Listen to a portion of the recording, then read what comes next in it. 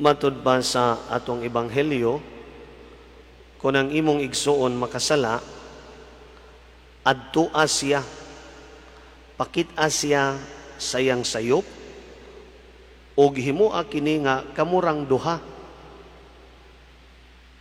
Sa ato pa, ato gyud ang paamguhon ang atong isikataw kung sila nagmasalaypon.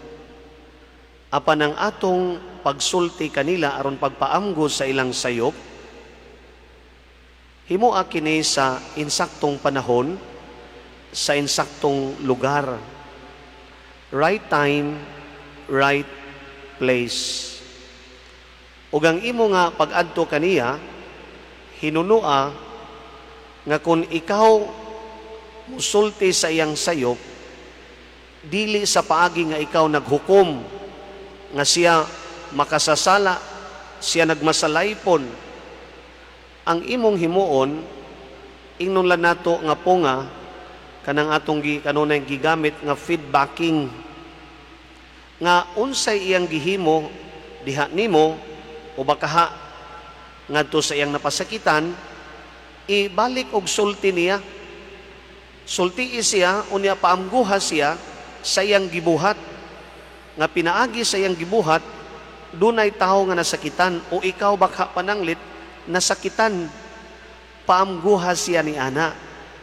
Imuha ka na nga obligasyon, moral obligation. Isip imong igsuon, isip Kristiyanos. Apan sa imong pagsulti niini, ayaw tinguhaa nga imo siyang pakauwawan, imo siyang insultuhan, imo siyang pakasadon, imo siyang hukman. Sultii lamang siya sa imong nakita nga mao kini nga ang imong gibati, ibalik na ngadto niya, ingog feedbacking, no? Nya nga makaamgo siya nga, pastila no, walang ko kibaw ato nasakitan di ay kas, sorry ha, nindot kaayo og ingon ana andagan. Paamguha lang siya ba nga naa di ay nasakitan, o baka ha nga nasipyat di ay siya, nga siya mismo may makaamgo nga nasipyat siya. Ato gyud siyang sultihan ana. Kay og dili nato siya sultihan, magpabilin siya sa iyang sayop. Kay nahibaw ka nga sayop unya wa nimo sultii, hasta sad ka duna kay tulubagon. Kay imuha ng igsuon imong gipasagdan nga nagpuyo sa iyang kinabuhi sa pagkamasalaypon. So katungdanan di ay nato ang pagsulti sa unsay kamatuoran. Katungdanan nato ang pagtudlo sa katawhan sa unsay mga pagtulunan nga husto.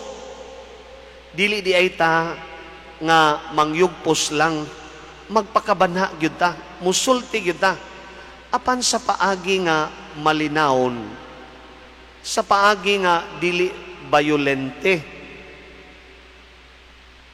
Na og di siya motuon niingon pagdaog duha o tulo ka saksi, aron siya ro, dili lang ako'y nakadungog, sila usab nakadungog. Unya sila pariha og baruganan nimo. Nga kining mga butanga dili gyud maayo kining imong nabuhat. So paamguhon ninyo kamong tulo. Di gihapon siya maminaw, ingon hala sultii ang simbahan. Mahimog di siya maminaw ninyo kay mga amigo ra mo. Ingna siya nga duols pare, pangutan-an pare og unsay iyang ikasulti bahin anang sitwasyon na aron mo tuo gyud ka. Na og di gihapon siya mo tuo, niingon dinhi duha o tulo nga magkatigom sa iyang ngalan, dunggon sa Dios anaa siya sa taliwala, iampo. Isipan na lang na siya nga kubrador sa buhis o usa ka hintel, usa ka tawo nga way pagtuo nga di gyud mo ila sa pagtulunan sa Dios. Apan ayaw siya hikalimti o ayaw siya pasagdi. Imo nang gibuhat ang tanan nga mabag-o siya, mausab siya, apan gahi gyud siya huna gahi siya kasing-kasing, iampo siya kay way arang sa grasya sa Dios. Mao na nga duha o tulo nga magampo para sa tao nga nagmasalaypon. Ang Dios ray muhikap sa ilang kasing-kasing. Ang katilingban nga Kristohanon ang simbahan nga magampo para nila, mausabra sila.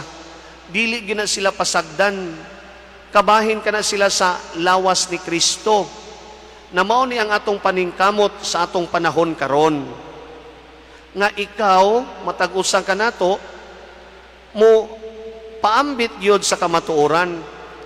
Ug naay sayop nga giistorya, dili na to katawan, dili na to pakpakan, kay mugara unya, nga bisan sa ilang mga sulti nga ngilad kay mga pulong, ato mang gipakpakan, di nagtuo nga sakto sila. Sa paagi unya nga sa hilom, imo siyang sultian kung duna kay chance. Nga ang mga maayo og tarong ron, mga tawa man lang mo pakpak pa, og ikomedya ang mga binuang, no, mao na bantayanan kay nato sad. Kay mo develop niya ang kultura nga ang sayop ug ang bakak maunay tinuod. Kay ang sayop kon balik-balikon mahimong tinuod. Mao na nga si Pope Paul VI, karon santo na, ningon gud siya, the greatest sin of the century is losing the sense of sin. Ang sala, gihimo ng dili sala, giisip na nga dili sala, mao na'y pinakadakong sala. Ang pag-ila sa sala, nga dili na sala. Mao nga niingon sa Ebanghelyo, ang inyong idili sa yuta, idili sa langit. Ang inyong itugot sa yuta, itugot sa langit. Mao na nga ang simbahan dunay katungod. Sa pagsulti kanato ug sa pagtudlo kanato, unsay sakto, unsay sayop. When it comes to morals, kinsa pa man day atong paminawon ang simbahan. Mao na nga kadaghanan nato ron ug mangyugpos lang ta tanawa, mga batan-on ron ang premarital sex giuran-uran na lang. Tanawa ron kadaghanang magpuyo-puyo nga way kasal, adin alang magpakasal kay lagi daon niya ra ng kasal oy. Uban karon laki-laki o giingon natog same-sex marriage, okay na lang.